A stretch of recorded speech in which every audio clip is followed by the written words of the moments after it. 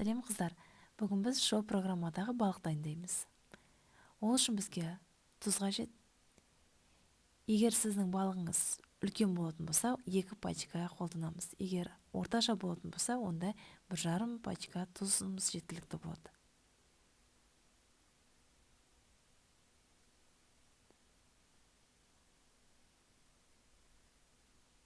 Және де осы тұзымыздың үстінен жұмыртқамызды саламыз. Тұзымыз бірігу үшін қолданамыз жұмыртқаны. Жақсылап араластырып аламыз тұзбен.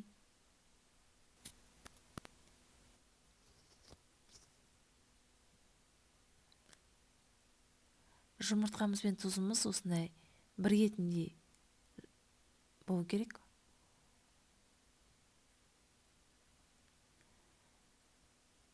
Противенімізге фолькамызды төсеп аламыз. Және де балықтың астыңғы бөлігіне осылай жайып шығамыз тұзымызды. Балықтың бойымен.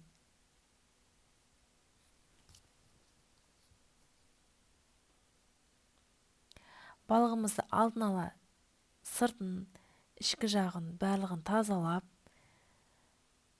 жуып, жақсылап балығымызды дайындап қоямыз. Және де міне тұзымыздың үстіне балықты не тігіне, не болмаса жатқызып жасасаңыз болады. Ал біз бүгін жатқызып жасаймыз. Құйрығының ұшына дейін астыңғы бөлігіне тұзымызды қойдық. Енді үстіңгі бөлігін толығымен жауып шығамыз осы тұзымызбен.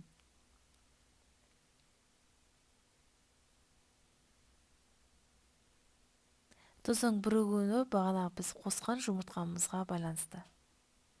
Егер жұмыртқаңыз кішкентай болатын болса, онда тағы да бір жұмыртқа қосуыңызға тура келеді. Біздің тұзымыз осындай халде бірігу қажет.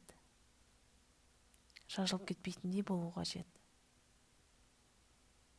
Толығымен балығымызды жауып шығамыз сыртын. Және де қызып тұрған 180 градустағы пешімізде 40 минут шамасында пісіріп аламыз. Енді біз шоу программа деп жатқанымыз балықтың сыртындағы отты аптекада сатылатын спиртті алып, аптечный спиртімізді үстінен жақсылап құюымыз қажет. Біз аздап қойдық бұл жерде. Толығымен жақсылап құйылған кезде біздің отымыз лапылдап жанып тұратын болады. Жарық жерде көріне қоймайды. Ұсынатын кезде қараңғы бөлмеде светті өшіріп берсеңіздер болады. Міне қараңыздар. Баршаңызға ас болсын.